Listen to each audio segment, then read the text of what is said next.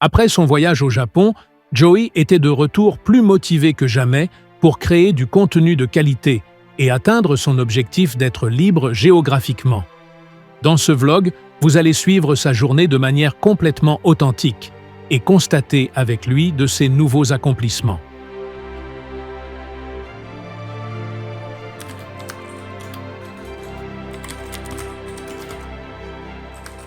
J'ai jamais été autant surchargé de travail, mais c'est pour une bonne raison. Je sais pas si vous avez déjà essayé d'écrire un e-book, un court-métrage et de préparer des vidéos en même temps, mais c'est plutôt compliqué pour être honnête avec vous.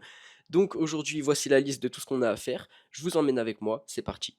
Bon, petite prémisse de ce que c'est, mais je crois que j'ai vraiment trouvé la meilleure manière de bosser, c'est-à-dire que je me mets des OST d'animés hyper motivantes en fond et j'écris à 200 à l'heure. Les idées, elles viennent tout de suite, je suis hyper motivé, je pense que je vais faire ça tous les jours maintenant. Bon, il est actuellement 11h15, je viens de finir quasiment le e-book, j'ai fini de préparer l'intro de la vidéo, donc là ce que je vais faire c'est que je vais tourner, j'ai 2 TikTok à faire, j'ai 2 vidéos à faire, une en anglais et une en français, donc je vais m'occuper de faire ça et ensuite on va se concentrer sur les tâches de l'après-midi quoi. Bien, j'ai tourné 2 vidéos, c'est-à-dire que maintenant il me reste les shorts à faire. J'ai même trouvé une idée, c'est-à-dire que tous les jours, je peux juste vlogger avec mon téléphone, faire une voix off, et ça me fait du contenu de ouf.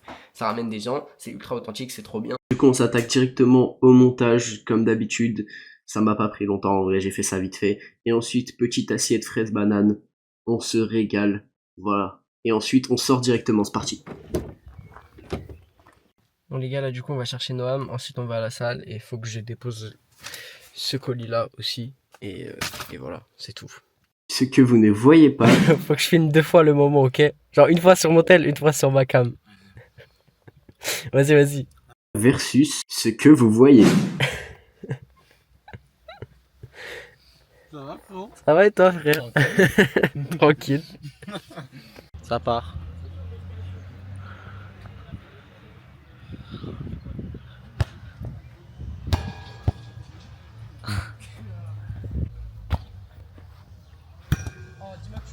Ouais, Là, je fais le montage et je viens de voir qu'il a pas eu, mais j'ai vraiment mis une lucarne, les gars, je vous le jure.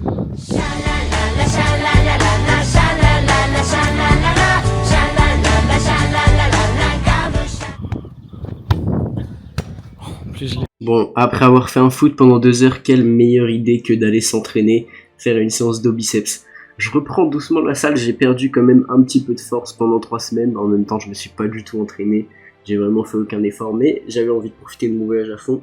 Donc on reprend tranquillement, j'ai baissé un peu le volume, c'est-à-dire que je m'entraîne pendant environ 45 minutes, 1 heure, parce que quand j'ai repris et que je suis allé faire les pecs l'autre jour, franchement, j'ai eu des courbatures pendant 3 jours et j'ai pas envie que ça m'empêche de m'entraîner, donc je vais réduire un petit peu le volume le temps que mon corps se réhabitue, et ça va me permettre tout simplement de me sentir mieux. Ensuite le pump biceps, carrément j'avais oublié la sensation que ça faisait, c'était vraiment jouissif, c'était exceptionnel, ça m'a fait trop du bien.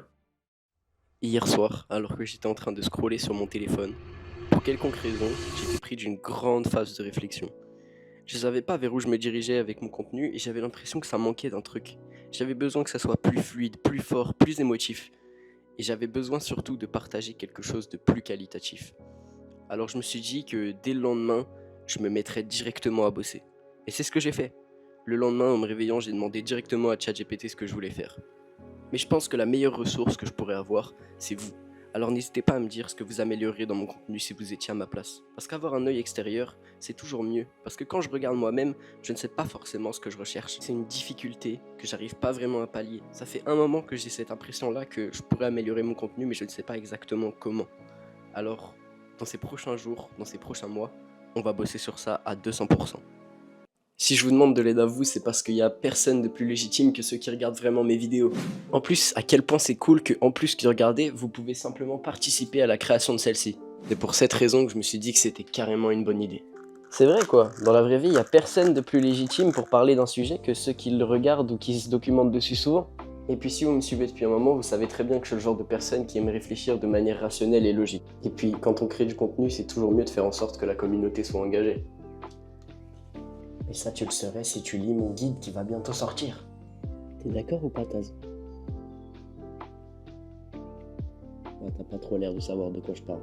Enfin bref, tout ça pour dire que si tu crées du contenu et que tu doutes de tes processus créatifs, bah c'est hyper important de se remettre en question. Et je pense que même en tant que viewer, c'est un bon exercice de se dire comment est-ce que j'aurais tourné tel plan, comment est-ce que j'aurais fait pour tourner tel moment de la vidéo, est-ce que je l'aurais fait différemment. Je pense que c'est un bon exercice pour s'entraîner à créer des choses. Après, bien sûr, on n'est pas tous passionnés de vidéographie ou de création de contenu, donc c'est normal que la plupart des gens qui regardent vont pas se poser cette question. Et honnêtement, si toi, derrière ton écran, tu ne te poses pas cette question, c'est absolument pas un reproche. Je suis même d'ailleurs très content que tu puisses apprécier ce contenu sans te prendre la tête, parce que c'est ce que je recherche.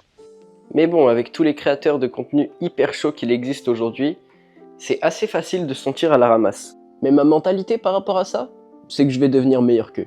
Enfin bref, si t'es comme moi hier soir, lâche ton téléphone ou utilise-le pour filmer et commence à bosser, parce que c'est jamais bien de perdre son temps à scroller sur les réseaux. Trop de réseaux, généralement, ça fait qu'on se compare, ça fait qu'on overthink beaucoup parce qu'on se dit qu'il y a des gens qui ont réussi et pas nous. Et juste, en général, consommer énormément de contenu, c'est juste pas bon pour notre cerveau.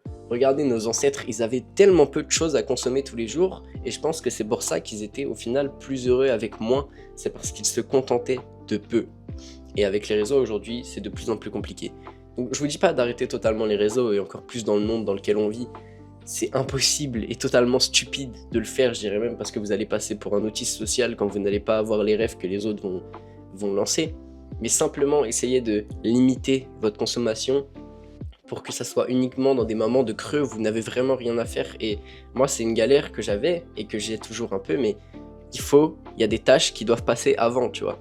C'est-à-dire que là, par exemple, je dois tourner cette vidéo et après, je dois faire le ménage dans ma chambre. C'est des tâches qui sont plus importantes que le fait de consommer du contenu sur les réseaux. Bref, quoi qu'il en soit, j'espère que cette vidéo t'aura plu. Et si jamais cette vidéo t'a plu, n'hésite pas à mettre un like, à commenter et à t'abonner, ça me soutient vraiment énormément. Et moi, je vous dis à la prochaine vidéo.